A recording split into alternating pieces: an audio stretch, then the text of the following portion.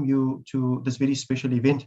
And with that, would also like to say thank you to our guest tonight, our guest of honor, the august and the preeminent journalist, film producer, and campaign and activist. That is none other than Harry Veer. Harry, thank you again for joining us tonight. You've been very busy over the past few weeks, as we all know.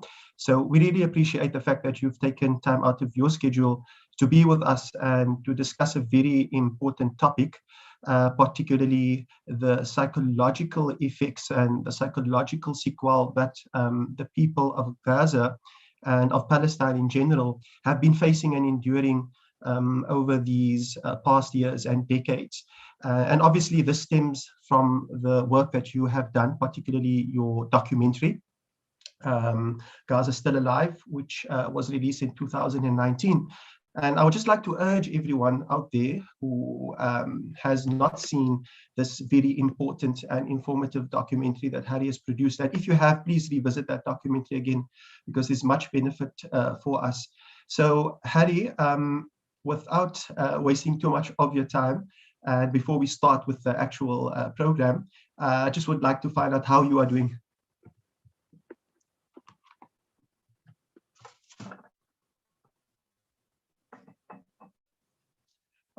Masood, can you please unmute Harry, please?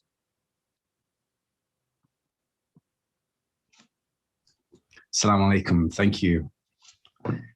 Thanks for that overly kind introduction. I'm doing okay. Thank you so much. Yeah, it has been a very intense couple of weeks for everyone following what's been happening in Gaza and Palestine. And I think there are some positive comments to make, as well as the burden of it all, that, in some elements, the situation appears to get worse, but I think there are some positive remarks to make. So I'm focusing on the positive at present.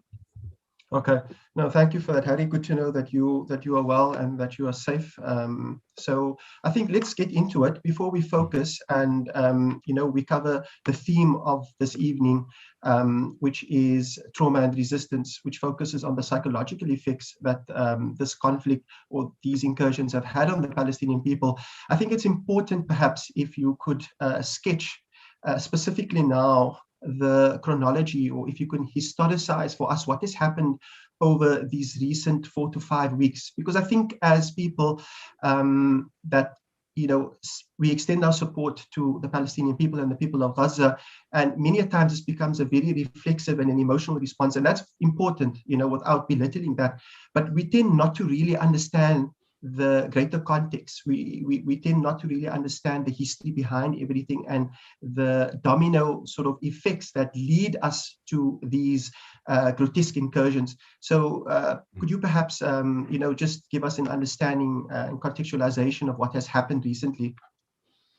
Yeah, I mean, the recent sort of escalation is a kind of spike in fighting, in violence and trauma, but the ongoing process of domination of historic Palestine by Israel, the ongoing ethnic cleansing process, what Palestinians call the ongoing catastrophe, continues. In some elements, in some aspects, it gets worse over time. More and more Palestinian land is lost and stolen, more lives are taken. What we saw in the last few weeks is a merging of events and a merging of eyes on particularly Jerusalem. So we saw the transgressions in the Al-Aqsa Mosque compound, which is obviously one of the most important sites to all three Abrahamic faiths. This whole area is highly sensitive. Now, I have some comments on that, but those transgressions and that use of force by the Israeli authorities there against Palestinians, combined with the ongoing threats to Palestinians who are already multiple times made refugees in East Jerusalem, facing once again being internally displaced, then was combined with the use of force by Israel in Gaza against the Hamas fighting group and its allies. And this was just a culmination of tensions which broke out and penetrated the world's consciousness and awareness. And I think it's important just to make another layer of comments there. historic Palestine has fragmented into different territories because of what's been done to it. Obviously, the British were partly responsible for that, or majorly responsible for that, but the Israelis have eaten away at the land too. So we have this discrete piece of land called Gaza with Palestinians living in it. Now, some of these Palestinians are Gazan, that is to say that they are indigenous to Gaza. They identify with being Gazan Palestinians, but the vast majority are refugees from the 1948 catastrophe, which was the creation or establishment of Israel on historic Palestine. So the Palestinians in Gaza are a group of people largely who are already refugees. So it's not really their home, it's just where they are residing. And that's a kind of transgenerational issue of refugee status. Then in Jerusalem, it's this particularly sensitive place because of the religious elements. And then in East Jerusalem, technically, according to international law, that is occupied East Jerusalem. It's Palestinian, it's meant to be the Palestinian state to be his capital. And then we've got the West Bank, which is somewhat connected, which has been annexed and colonized by the Israelis further with settlements and settlers. And that is its own Bantustan, to use the South African term. So that's the picture. So Palestinians have been facing this kind of attack on their land and life for decades. And it sort of culminated in this moment, this spark a couple of weeks ago. Okay, no, thank you for that, Harry. I think that really puts things into perspective for us. Many important points that you made there. And as you know, I said earlier, what we see usually is the end result. And so what happens is that the Israeli aggression really focuses and targets the people of Gaza. But we don't necessarily appreciate what's happening perhaps in the West Bank and in other places where people are being evicted, physically evicted. But I think this time around, when the conflict started or escalated, as you said, there were many videos going around with regards to the families being, persecuted or being prevailed upon, by these radical Zionist groups. And there afterwards, we saw the complete desecration of the Masjid al-Aqsa compound. And I think that really inflamed many people. And then there afterwards, resulting in the grotesque incursion within Gaza. And we see this as a pattern. But I think you really put that in perspective for us and allowed us to understand the historical background. And I think that's something very important, even though many of us would consider ourselves to be activists, individuals who are concerned about the region. The real power lies in the knowledge and understanding exactly what has happened and what potentially can happen. So thank you for that, Harry. I think then going into the theme of tonight, the gross psychological effects and the complications that these incursions have on the people of Gaza and the people of Palestine in general. Now, just one point that I wanted to make, and we can take it from there. I think that what happens when we see these attacks, we see sort of the physical domain. So we see the physical destruction, we see the loss of life, right? We see the collapsed buildings and so forth. And what happens with those images is that it really gates the psychological effects, those things that we cannot tangibly appreciate. And so therefore, we end up sort of romanticizing the resilience of the Palestinians. And I think, I just want to just make a statement here so people don't misunderstand what I'm saying. The Palestinians are probably the paragon of individuals who exude this great sense of resilience and fortitude for many oppressed people around the world. And we salute them for that. I mean, that's what we honor them with. But I think what happens sometimes is that we forget that they are also human beings. And so whilst we honor them with this resilience, we forget that they also have emotions, that they also have to deal with all these psychological stresses. And I think your documentary, Gaza Still Alive, really highlights that, where you interviewed the various psychologists and those children, through those few years, showing the traumatic effects that this war has had on them and that they as individuals have to deal with this. I was really shocked, to be honest, where you interviewed one of the psychologists who said that one of the effects of all of this is domestic violence within the Gaza region, that there are episodes of suicide. Now, sometimes we would like to sort of relegate that and throw that under the carpet because we have this idealized form. But we tend to not really appreciate what our brothers and sisters, our mothers and fathers and children are going through in this region. So please elaborate on, the psychological effects that the people of Gaza and Palestine are going through. Yeah, I mean, your kind of meta summary there was really mind-blowing. I mean, and I've looked at the topic for a long period of time, but you summarized it better than I have, to be honest. That was really very beautifully put. The Palestinians are in a state of ongoing trauma and ongoing violence, and so they don't have a chance to breathe. When I made this film in Gaza, and Gaza is a traumatogenic place. Trauma is everywhere. Trauma is embedded in every molecule of the space and has been for years. I was able to take a breather. I went to the sea in Egypt for a few days before going back to the UK, just to myself decompress and take a breath, and then to start to kind of begin to tell and compute the story. Palestinians kind of can't do that because they are still under threat. They are still there without their freedom. And so, in a sense, looking at the issue of mental health, it's almost, to be sort of self-critical, it's almost a strange thing to do because, the conflict isn't over, the trauma isn't over. So why would you look at that? Well, as you say, I looked at that because I wanted to further humanize and further give insight into the level of suffering, because it isn't just, resilience, it's suffering and resilience. The resilience is there because of the suffering, in a sense. It's there as a means of survival in the face of the suffering.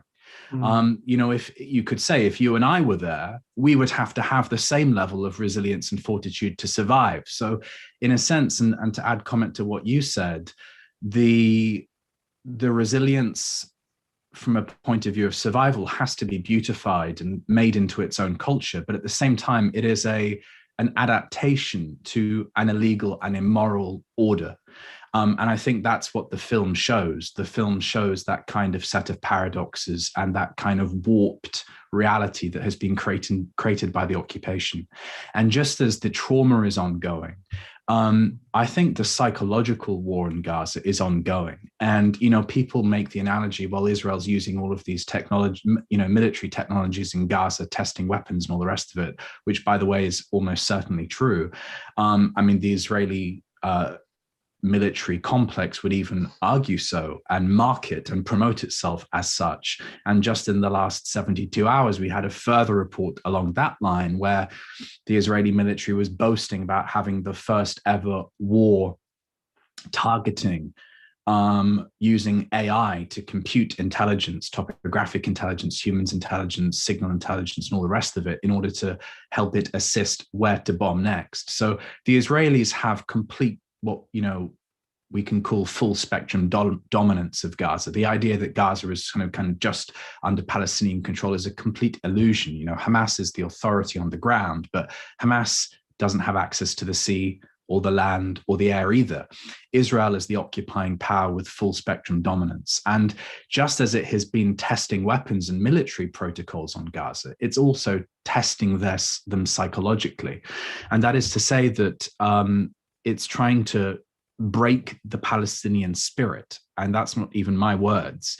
It's trying to break down this resilience and this culture of resilience. So, to borrow another person's terms, it's kind of experiments in Palestinian despair. That's the Israeli modus operandi in Gaza. And anyone that's lived through those wars there, those bouts of fighting, those rounds of fighting, or even lived there on an ongoing basis, it is a traumatic place to be.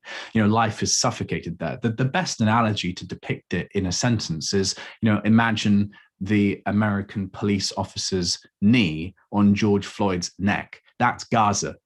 Israel tries to suffocate the life out of Gaza at the psychological level and at other levels it can get away with doing. So that is it in a broad picture. And what that means in terms is that, anyone that has been in Gaza and lived through those rounds of fighting has experienced trauma symptoms. And in the most extreme cases, that manifests in trauma disorders, like sort of ongoing complex post-traumatic stress disorder. So that's that picture. That's that picture. Thank you. Thank you for those remarks and comments here. You know, one of the interesting things is that I was watching a video the other day from a scholar in Toronto, and he made an interesting point. He said that many of us, if you look at post-traumatic stress disorder, right, there has to be a post, like in order for it to be post-traumatic. And from the comments that you made, and obviously watching your video again, it seems that this is just a continuous ordeal. So there's no real time to actually sit and allow all that trauma to essentially work itself, through one system. It's just a continuous compoundment after compoundment, and you can only think, and you can only dread what the end result of that would be in individuals.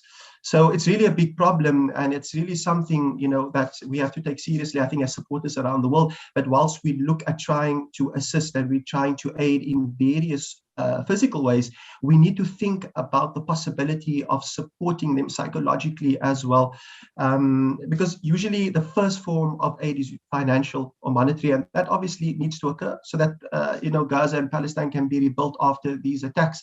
But also the psychological relationships that we need to build and to bond with the people of Gaza, to let them know that they're not alone and that they have the support. There's no real answer or solution in a sense, but we need to make, I think, that initiation. So Ari, I think moving on to the next question. Now, when we see these type of attacks occurring in Palestine and in Gaza, there's usually a reflex response from communities around the world, Muslim or non-Muslim, individuals, human beings that have a sense or a consciousness within themselves, or conscience rather, to stand up for the oppressed. And usually this takes the form of protests and of marches. And without a doubt, I mean, they have immense value.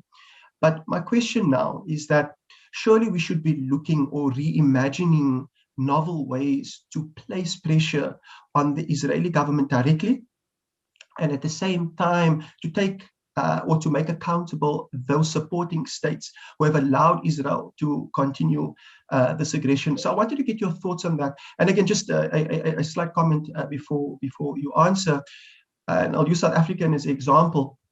We in South Africa have a very strong and a very radical Zionist lobby, right? And what we find is that not only financially, but also many Zionists within South Africa actually go to Israel and serve in the IDF. Now, as a South African, I would assume that with our recent history of apartheid and colonization and so forth, that we should have been that state in the world that should have been calling out and not allowing citizens of this country to go serve for conscription in another state and to commit war crimes and then be allowed to come back to South Africa without any accountability. Now, I think some work has been done, but I don't think enough has been done within our country. And I think this is an avenue that we as South Africans should explore, amongst many others. I just wanted to get your thoughts on that. What other ways can we place pressure on the Israeli regime?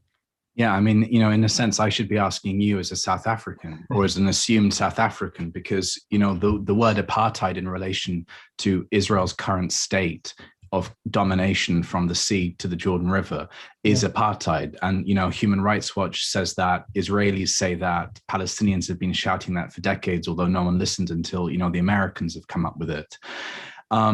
But I'm with you on that. And, the kind of the nerve that's hit for me with that comment is back during those 11 days of fighting recently in Gaza. I was looking at this. We have this organization in the UK called Palestine Solidarity Campaign, which, I've covered as a citizen journalist, since I was a teenager practically. And it plays a very important part in at least awareness raising, if nothing else, and in terms of protest organization. I'm quite a radical person, though. For me, everything is quite immediate. I'm very impatient. So for me, it's like, what can we do to end the injustice today, not tomorrow? And during that 11 days of fighting, I just had this reflection. I was just sitting, watching the news and watching this webinar. And I just thought, Palestine Solidarity Campaign, where is the verb action And the UK doesn't even recognize Palestine. So, Palestine Solidarity Campaign, in a sense, to be very critical and harsh and rhetorical for a second, it hasn't worked. Something needs to go up, a paradigm shift. And it has. There's another organization called Palestine Action Network. Now, both of these organizations have their place. This isn't a kind of a micro-analysis of any particular organization. But in terms of this action concept that we must focus on, as you're saying, I completely double underline that. In the UK context, we have seen people willing to sacrifice their liberty to resist British complicity in Israeli prima facie war crimes. So the question for the individual is, how much do you care? How much do you care? Do you act like Gaza and Palestine is an abstract existential issue, or do you act like you have family in Gaza? How much are you willing to sacrifice to ensure that things change? Because, Palestinians feel the effects on the ground. Israel is the one that drops the bombs, but the Americans and British supply the weapons, among others. Yeah. They provide the diplomatic support, and the global powers, the so-called international community, other world powers, including South Africa and others, Turkey, whatever, wherever you want to lay your attention, they will have their part in putting a brake on these war crimes. So the question is, for the South African audience, how badly do you want to stop what's happening to the Palestinians? And, it's in terms of getting organized in your context. Now, I'm not an expert in your context, so I wouldn't place myself to make remarks, but it is generally about holding the elected officials to account and ensuring that they know that they don't have a chance of standing for re-election successfully if they carry on as they are carrying on. Now, to comment on the complicity with war crimes thing that you raised, there's this concept in international law called universal jurisdiction, and it means that someone can be arrested, detained, and even tried outside of a territory where a crime has been committed, if it's an egregious crime in a third country. And the UK has had a tussle over this principle in relation to Israeli prima facie war criminals over the last decade, as well as others. So this concept of universal jurisdiction is important. We've also had arguments in the UK about British citizens serving in the Israeli military, potentially committing war crimes, then coming back with political cover from from ongoing consecutive British governments. So it seems at a minimum, withdrawing the cover is important. It's kind of like, well, do you want to wash the blood off your hands? And then do you want to stop giving money and providing diplomatic cover for the criminal? That's the next level up. And then the third level up is, well, do you want to make sacrifices yourself economically, practically, to ensure that those supporting the criminal, other third parties, understand that you won't trade with them if they continue to support? So, this is a political question, but people have to be willing to sacrifice, because the existing world order is not helping the Palestinians so much. Yes. No, thank you. Thank you for those remarks, Harry. And, I'm just looking at the various participants that have entered this group. Some of them I know particularly are involved within at least the South African context with regards to the various Palestinian solidarity groups. So I hope that they are listening to this, because I think one of the issues that we find around the globe whenever we are focused on an international issue is that there are many a times these competing groups within localities, and people vying for power, unfortunately, who's going to represent this and who's going to represent that. And what happens ultimately is that the people, the individuals who are oppressed and individuals who are the target of the aggression, suffer further, because whilst we are arguing who's representing them and who is essentially taking that power within our locality, nothing actually gets done. So I think my plea to everyone here that I know that are part of these various groups, and this is not an attack on anyone specific, is that I think it's time now that we really live to the word of solidarity, that we come together and unite with all our various groups and willing to work and to effectively place pressure within, as you said, within our government structures and on our elected officials. I would like to think that over the past few weeks or the past few days, there have been sort of these sparks around the globe with regards to a change or the paradigm shift, as you called it. And I look, for example, to places like Italy, where the labor force refused to offload, certain weapons, also rather to load certain weapons onto the ships going to Israel, and the same within South Africa at the port in Durban. And then also, looking at your neighbours in the Northern Hemisphere, Ireland, the Parliament accepting and agreeing that what is happening in Palestine is actually, a de facto annexation of the land. And I think that's a movement, at least in the right direction. Perhaps not necessarily that effective and palpable change that we want to see immediately, but I think it's a spark that we can look at and a spark that we can try to further light. So I think that takes us to the next question, and that is that there are many people within the world that are within this critical majority, but are neutral on the Palestinian issue because they're just not well informed. They do not belong to either side, to the pro-Palestinian or to the Zionist extreme. Now, the question that I want to pose to you, Harry, is how do we mobilize this critical mass of people? Because as I said earlier, I believe that humanity in general, has this internal conscience that they would never support genocide. They would never support discrimination, at least in our current times. They are just not well informed, or the Israeli propaganda has reached them first. So what are the various ways that we can try to mobilize this critical mass? And this is looking beyond, this is transcending religion or ethnic background. Because sometimes what happens is that we tend to see this as only a religious issue, but then we eliminate that critical mass of people who might not share the same religion as us, but who have something to say and can support, this initiative. Yeah, I mean, I do feel that there is a new tipping point. There's a new level in global awareness. We saw over the last fortnight hundreds of music artists calling for a boycott of Israel. And to double answer with your last question, what those who are sympathetic with the Palestinian plight must focus on doing as a means of action is what Israel is scared of. And Israel is scared of being blackened.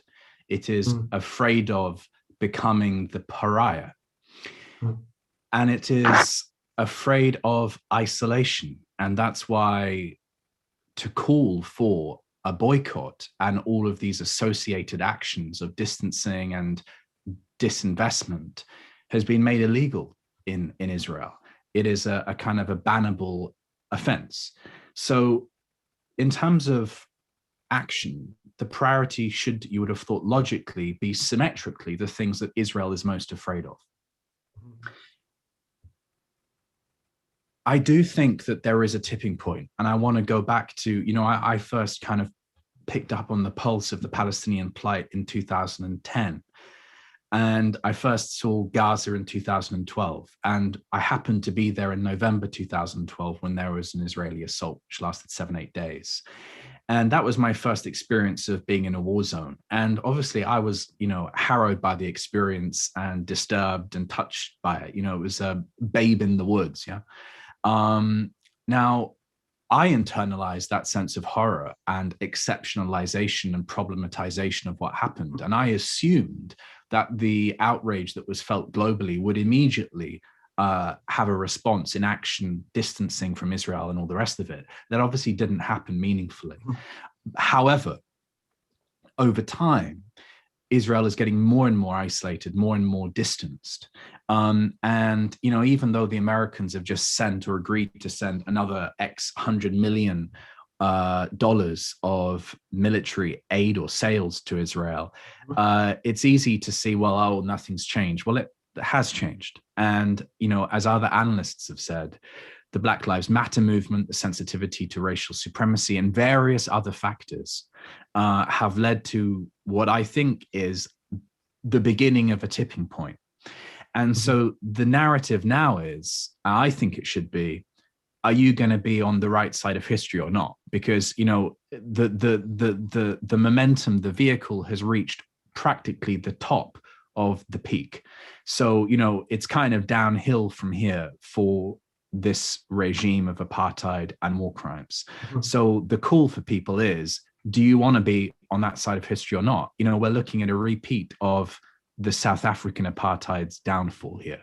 And I Mhm. honestly think that it may happen in our lifetime. And, you know, I felt like that in 2012.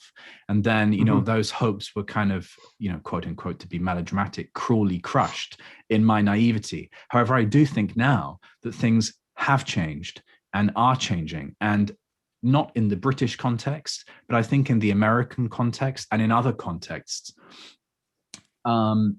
supporting Israel is becoming more Mhm. of a taboo, you know, Yes. practically in conversations. And so in a way it wasn't 5 years ago. So I think that there is a tipping point. And I would like to, as I just to repeat myself, I think the narrative now in terms of pushing people's awareness, attention, education is, you know, this is something that is happening now. This is a, are you on the right side of history kind of situation?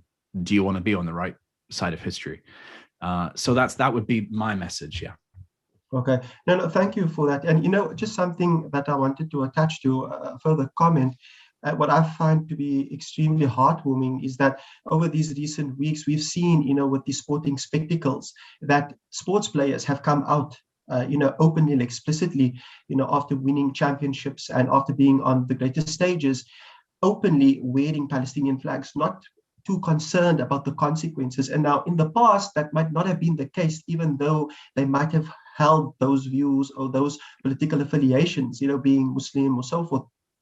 But now there's just this total disdain or this total disregard of actually caring with regards to what those ramifications would be on them. And I think many a times we need to put these things into perspectives that whether we like it or not, it's your global superstars that really bring about that change, that they have a direct effect upon this critical mass of people that do not necessarily understand what's going on, who have not been fortunate enough to have read the history. And that stimulates them to go back and to ask, okay, why was this player wearing a Palestinian flag? Why was this player called out for wearing a Palestinian flag?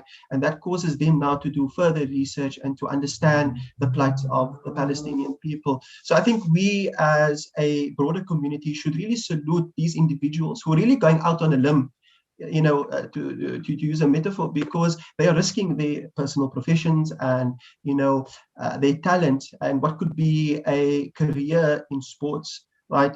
To make a political message. So I think we as individuals should extend our support to them as well.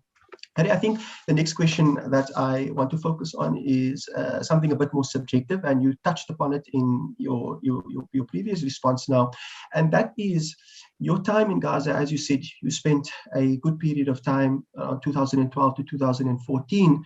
How did that impact you as a journalist, as a, if you don't mind me using, a young individual, you know, trying to understand, trying to ascertain on the ground, on a grassroots level, what was happening in Gaza and in Palestine? How did that impact you as a person?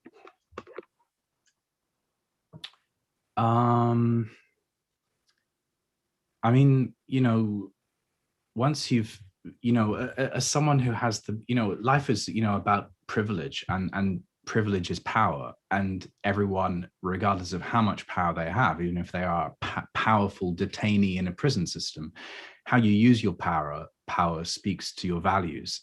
So for me, using my power as a white British passport holder with video making skills and all the rest of it, for me, I wanted to apply myself and, you know, use that privilege credit on the Gaza plight, on the Gaza question. That was what took me there. That was my kind of mental, intentional vector.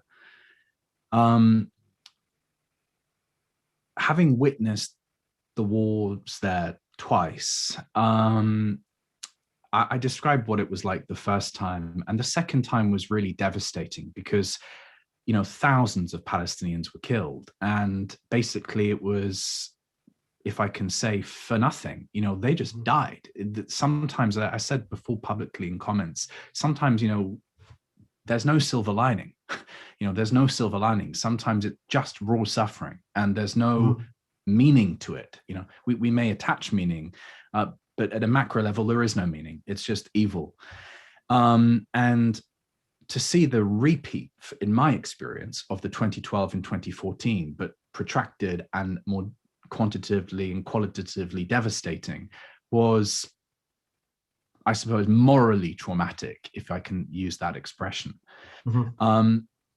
And the other thing is that, and I think it's a comment that kind of roots all of it in context for me, is that, you know, we enjoy these privileges of security or relative security in, for example, the UK. I mean, actually, you know, parts of London aren't particularly safe, or parts of the nearest city here aren't particularly safe, but we enjoy a relative security. But once you've been in a place and attached yourself interpersonally or through cultural affection for a place and a people, and you've internalized that level of insecurity, when you realize your privilege and leave that place, you don't really leave the place. You know, you're still there, you know, at a kind of metaphysical level. And what I mean is that, you know, Palestinians, as we mentioned before, you know, are struggling and haven't had a chance to breathe yet. It's an ongoing conflict. It's an ongoing trauma. And I suppose you internalize a level of that would be the answer to the question. And I think for me, you know, as I said earlier, you know, I have this impatient radical streak. And I've said in comments during the 11 days recently, I really ask people to imagine that they have family in Gaza. You know, if people really imagined they have family in Gaza, they would act much more immediately and with much more body, and then we would see action expedited. So I would ask people to think like that. Yeah. Okay. You know, Harry, I just want to take this opportunity to really, you know, extend our gratitude and thanks as a community, micro communities around the world, for the work that you have done, as you said, with your experiences and going into Gaza in 2012 and 2014, and really capturing the stories, you know, giving the Palestinian people who at that time, I would not say they did not have a voice, but you essentially amplified their message out to the rest of the world and allowed us to see. You gave us an aperture to understand what was really happening. And I think we should never underplay. I know, you know, from a modest background, you might, you know, tend to say that you're just doing something that, you know, was your passion and something that you really felt strongly about. But I think as a community around the world, we really have to thank you for the fact that you went in, that you used your privilege, as you said, you used your background to really amplify these stories. And I think the sad reality for us is that we do not see many people doing that. And, you know, this brings me now to one of the final questions before we open up for public questions. What advice would you give to aspiring youth out there that would like to use the medium of the media to tell these stories, to give a voice to the voiceless, to stand up for the oppressed?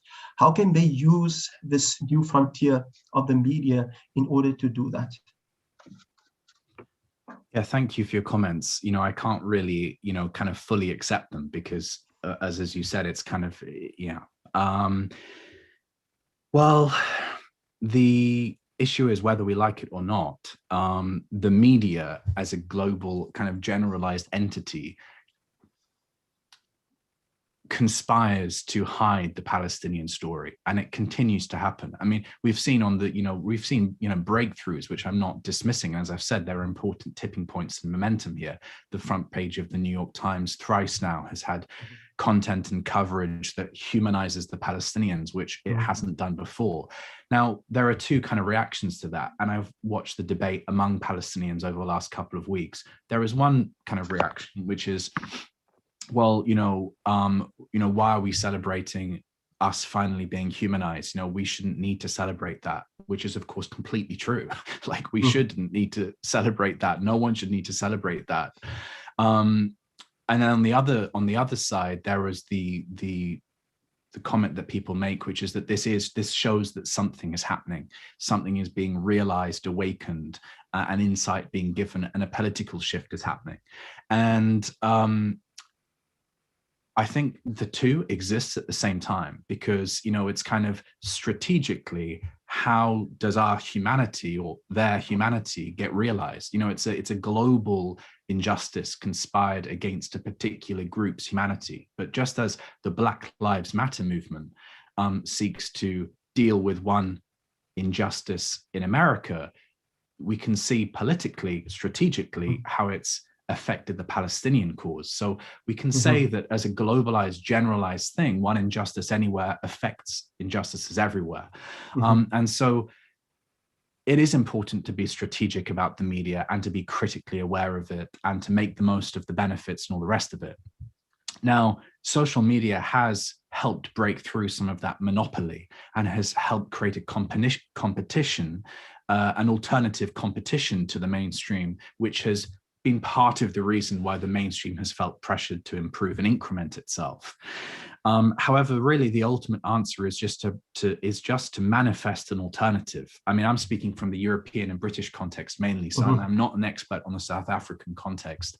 But you know, if the mainstream can be shown up, then this is the most powerful way of affecting them. So so the principle there is support the independent media or alternative media in your context, because it can have and will have a profound effect in changing the narrative and shaping the coverage, whether it takes a day or a year or a decade. That is an important vector for change. And these days, people are willing to support and understand the importance of supporting alternative voices and alternative journalism and all the rest of it. So I wouldn't tell people to be disinspired. I would tell people to go for it. The technology has never been easier, more tangible, and more accessible.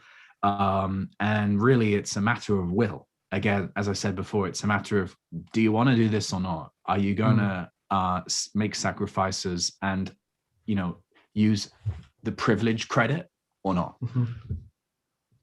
Thank you for those comments, Harry. And I'm sure many of our youth that have joined us, on this webinar have taken to heart what you have mentioned. And I think you can extend this also, to senior citizens as well. I don't think there's any age limit or restriction to be able to tell a story or to be able to contribute, within the media and so forth. So I'm sure many of us have become inspired with those comments. I think just a final question from my side before we take questions from the public, and I just want to ask everyone, please send your questions to the chat group. We will moderate and audit them, and then we'll ask a few questions, time permitting. Basically, the last question that I want to pose, Harry, is that in this whole ordeal, we need to ensure as people, perhaps not as Palestinians, that we can also take a lesson out of this. That wherever we may be, whether it's in the UK, whether it's in South Africa, whether it's in the US, wherever, that we do not become guilty of the very same crimes that the Israelis are committing upon the Palestinians. Now, why I say this is because if we look at the situation in Israel, perhaps maybe the last generation of the victims of the Holocaust are there or in other places. And this, for me, is one of the greatest paradoxes, that we as individuals should never downplay what happened in Europe, that what happened to the Jewish people is an atrocity, and we should never underplay that. But the paradox is that we might find descendants of those people who were massacred, who were butchered by Hitler and so forth. Yet they are the very same people that have now become the oppressors. And for us as supporters of the Palestinian cause, we need to look at ourselves within our own micro communities and to ensure that we are not guilty or we are not hypocritical of this very same crimes. Yes, I'm not saying that we would conflate this or we would actualize this on the same scale to what is happening in Israel, but we need to ensure that we are not guilty of this. And I remember speaking to a few brothers from Palestine, and they mentioned to me that whilst you might not be able to assist us as much as you want, try to ensure that you are able to at least assist us morally by ensuring that you will never perpetrate these crimes on other people, because no one deserves this. And I think, the British poet William Blake really sums this up perfectly, where he says in his poem, The Grey Monk, he says, "The hand of vengeance found the bed to which the purple tyrant fled, and the iron hand crushed the tyrant's head and became a tyrant in his stead." And I think that's something that we should really introspect about, that we should never become tyrants that we are calling out against. So I'd just like to get your thoughts on that, Harry. How do we look at this ordeal, and how do we ensure that we do not fall into that same pit? Yeah, I those comments were very profound. And, until recently, I think, and they still are a taboo in some contexts, but I was just listening to a podcast an hour before we started, and it was an American military defense security analyst using the same language you were using. I couldn't agree more with the kind of the moralizing that you were making. Just as this injustice there is a affects metaphysically and supports injustice everywhere, aggression here supports metaphysically aggression there. And I shared this picture on Facebook the other day or yesterday of this Palestinian journalist, a 24-year-old Palestinian journalist who was arrested and detained, incarcerated in a status where you don't have to be charged.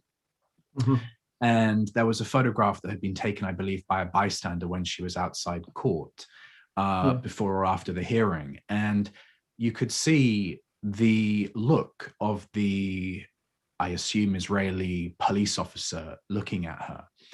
And the look was of, I don't know how to describe that, because I haven't looked that deeply and directly in the eye of that evil to find the appropriate words for it. But what I can say is, superficially, it was a look where there was no humanization in the eyes, meaning that the Palestinian picture was looked at by the Israeli as if they weren't human. And that dehumanization and the level of aggression that's manifest is a metaphysical threat to us everywhere. And just as, I've traveled to and from Israel several times for work and witness. And just as, European liberals are treated like terror suspects when they travel through Israeli airports, the same look is given to them as it is given to the 24-year-old Palestinian journalist. And if you smile in the face of that, as she did, there is even more disdain and dehumanization. There's even more aggression.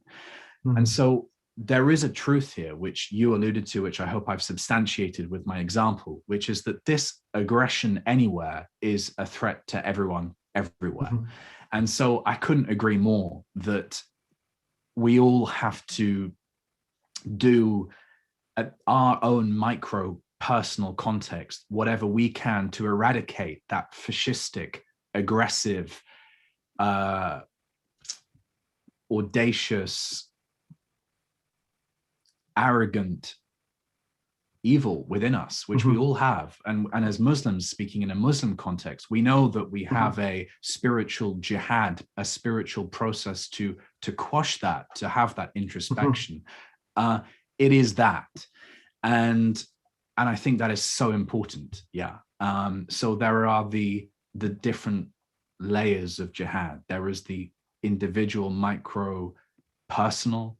There is the family and community, and there is the other sphere, the citizen, the democratic, the global. And we can apply these principles, which are the same, to each of those spheres of our lives. And so I couldn't agree more with your call to introspective arms on that. Okay, thank you again for those wonderful comments, Harry. I think what we'll do now, before we conclude, as I said, we don't want to take too much of your time. I'm going to ask, I'm just taking a look at the comment section. I'm just going to ask perhaps people to send in a question. Keep it very short, very concise, and to the topic. We could possibly take two. I'm browsing through them. I don't see any questions. I see, many messages of appreciation to you, Harry, and basically attesting to the various comments that you have mentioned. Another one was sent now. Basically agreeing with everything, acquiescing to what you have said. If we don't get a comment within the next minute, I'm going to ask perhaps Maulana Khalik Ali, who is in the chat group or who is in the webinar, to perhaps just extend a thank you to you, Harry, for your time and for the sacrifices that you have made. Masood, can I ask you please to unmute Maulana Khalik Ali, if it is possible?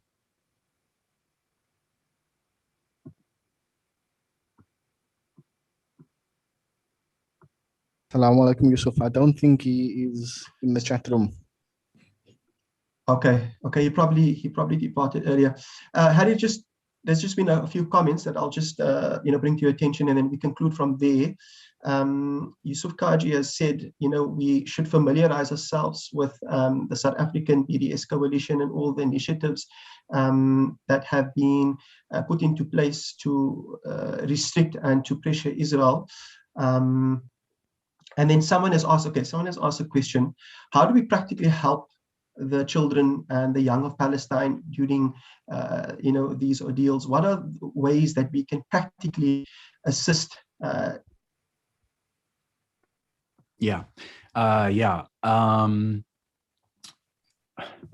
mean, as I understand, the context for this meeting on Zoom, this event, is also fundraising for relief for Gaza after 11 days. So that is your answer. Your participation and giving is going to help.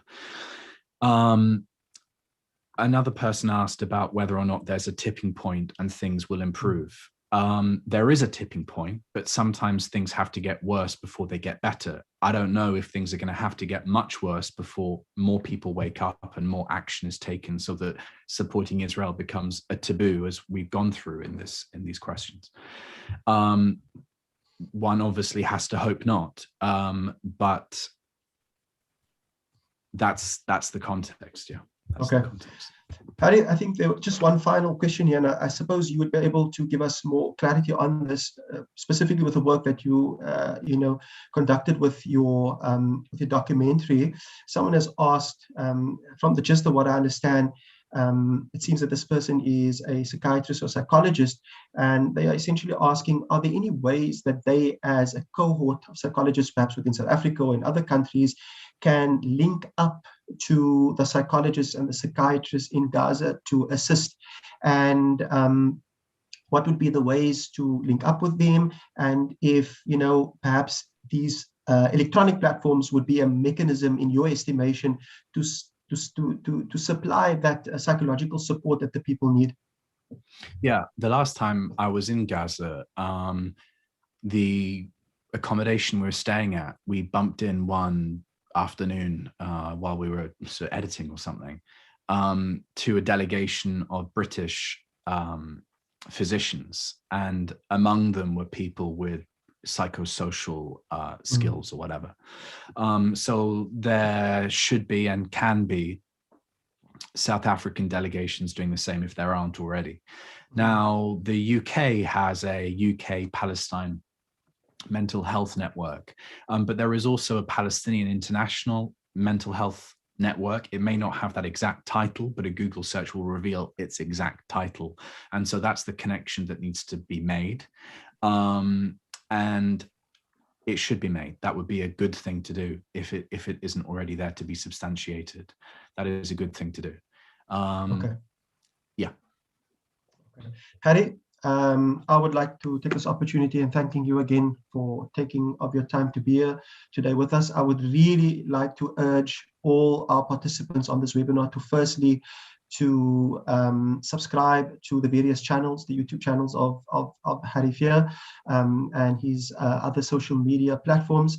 I've been following many of your recent videos, the recent one of Denny Cormier and of Professor Finkelstein. So I'd really urge and motivate everyone to support and to subscribe to Harry's accounts. He's doing fantastic work, not only now, but for almost a decade. And I don't think we can thank him enough as a community in South Africa for really, supporting the Palestinians. Yes, we have had many people from South Africa go across and to do whatever they were able to do within their capacity, but it's always warming to see that there are people around the world that are also not necessarily only speaking about the issue, but are going in when they are able to do so, and to spend time on a grassroots level with the Palestinians and with the people of Gaza. Harry, I wish you the best. I wish you safety. May God elevate your status. May He assist you in all your endeavors, and may you remain this individual and this inspiration for many of us with your fortitude and with your resoluteness with regards to your journalism and for telling the stories of the Palestinians.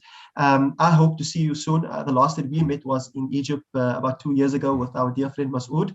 And I hope when COVID allows, when this pandemic obviously slowly dissipates, that you can visit us in South Africa. I'm not sure if many of the audience knows that that would be your second visit. So please remember, please know that you have a home with us. You don't need an invitation. And whenever you are ready and whenever you are available, we would love to host you, and we would love to continue to benefit from the amazing journalistic work that you are doing.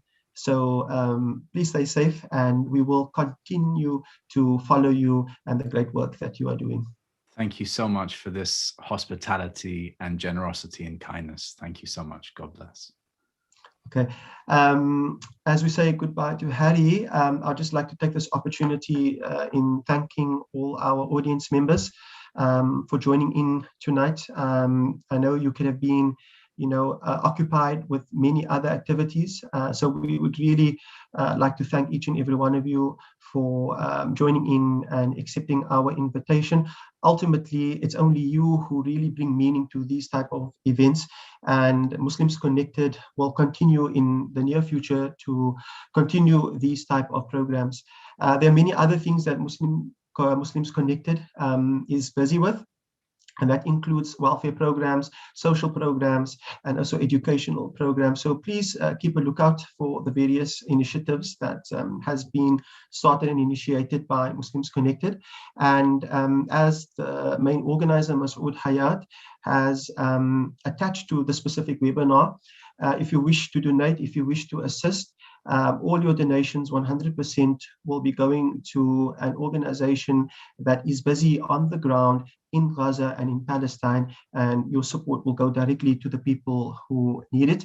And Muslims Connected is more than happy to send you a direct account or a description of exactly where your money and your donations have gone to.